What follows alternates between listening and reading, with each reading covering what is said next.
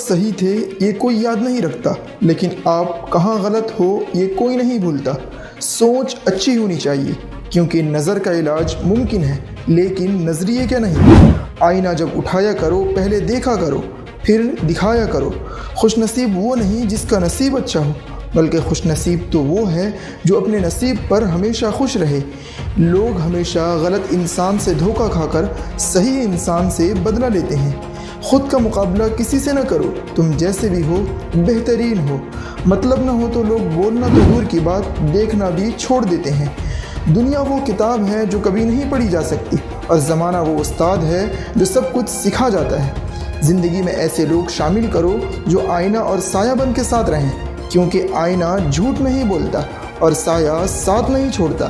اختلاف کے باوجود احترام سے پیش آنا کمزوری نہیں بلکہ خاندانی ہونے کی دلیل ہے۔